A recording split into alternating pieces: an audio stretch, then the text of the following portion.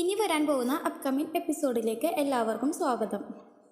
പ്രിയ പൂജയെ call ചെയ്ത് പറയാണ് അർജുനെ പോലീസ് പിടിച്ചെന്നും ടി വിയിൽ ഫ്ലാഷ് ന്യൂസ് ആയി കാണിക്കുന്നുണ്ടെന്നും പറയാണ്. അത് കേട്ട് പൂജ ബോധം കെട്ട് വീഴുന്നുണ്ട്. പെട്ടെന്ന് തന്നെ അർജുനും അരുൺമാമയും അച്ഛനും ചേർന്ന് ഡോക്ടറിനെ വേഗം വിളിക്കുകയാണ്. ആ സമയം അച്ഛമ്മയും മാധുര്യമ്മയും അമ്മയും അനന്തനും അമ്പലത്തിൽ പോയി പൂജയ്ക്ക് വേണ്ടി വഴിപാടും പൂജയും ഒക്കെ ചെയ്യുന്നുണ്ട്. ശേഷം അരുൺമാമ അച്ഛമ്മയ്ക്കും മാധുര്യമ്മയ്ക്കും ഒക്കെ ഫോൺ വിളിച്ച് പറയാണ് പൂജ ബോധം കെട്ട് വീണു, കുറച്ച് ക്രിട്ടിക്കൽ ആണെന്നും പൂജന്റെ റിപ്പോർട്ടും കൊണ്ട് ഹോസ്പിറ്റലിലേക്ക് വരാൻ പറയാണ്. പിന്നീട് കുഞ്ഞിന് അനക്കം ഇല്ലാത്ത വിവരം ഡോക്ടർ അർജുൻ്റെ അടുത്ത് പറയുന്നുണ്ട്. ശേഷം സ്നേഹയും അഖിലും വീണ്ടും തിരിച്ചു വരാണ് വീട്ടിലേക്ക്. അവർ വരുന്നത് കൊണ്ട് കേക്ക് മുറിച്ച് ആഘോഷിക്കാണ് മധു ആൻറ്റി. ആ സമയത്ത് അച്ഛമ്മ വരുമ്പോൾ മധു ആൻറ്റി പറയുന്നുണ്ട് ഈ വീട്ടിൽ സ്നേഹയ്ക്കും അവകാശമുണ്ടെന്നും പറഞ്ഞ് സ്വത്തിനെ ചൊല്ലി തർക്കമുണ്ടാവാണ്. ശേഷം പൂജയ്ക്കും കുഞ്ഞിനും വേണ്ടി അർജുൻ കർപ്പൂരം കത്തിച്ച് ദൈവത്തോട് പ്രാർത്ഥിക്കുകയാണ്.